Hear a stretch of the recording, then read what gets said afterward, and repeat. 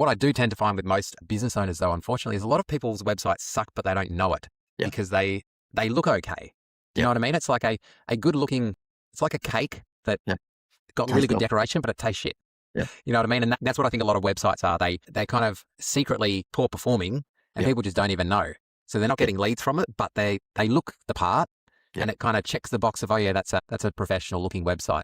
Yeah. Have you found that with conversion rates? Have you dug into that a lot? I mean, the crazy part is that the most viewed videos on YouTube are cat videos. So, go figure. So it doesn't have to always look the prettiest. It can just be the silliest sometimes. And so in terms of websites, of course you want it to look nice. You don't want it to look ugly. But by the same token, you must have case study after case study after case study where it may not look BMW. It might be a level or two below that, but it sells, versus the one that looked BMW that doesn't sell. And I take your point, for you to run the contest like suck and you can win a new website, I still think it would be very successful for you. I think it'd be great. Because even in my instance, I haven't done it for about 18 months, but when we had a couple of slow months coming up, I would just drink my own Kool-Aid and we'd throw out a thing on LinkedIn mainly, not Facebook. And we'd say, how would you like to win a month, free marketing consultancy with the guy that Jerry Seinfeld trusted with his advertising, blah, blah, blah. Okay. And, we would pay $50 or $60 a lead, as opposed to that dentist in Perth it was 991 leads he got in a week, and he spent $20 a day. So for $140, he got nearly 1,000 leads. But yeah, I mean, you would still get good number of leads out of it. However, you are dead right. You're in an industry whereby even though they've got an ugly baby, unless someone tells them, then they won't accept it. Oh, I've got a nice looking website.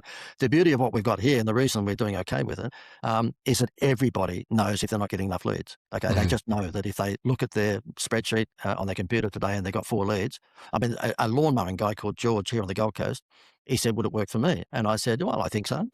I said, you're going to pay more for lead, because he was only interested in 4 or 5 postcodes on the Gold Coast. And as you know how social media works, and Zuckerberg's going to charge you more for a lead if it's a small confined area, as opposed to a chocolate business that sold $250 chocolate baskets. We got leads for her because it was national. She can send her chocolate baskets anywhere in Australia.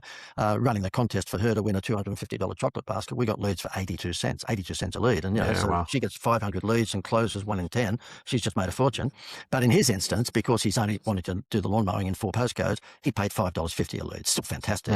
I pay $50 or $60 a lead for a B2B, but for B2C to get $5.50 a lead is great. And he got 200 and something leads straight away. This will keep me going all year.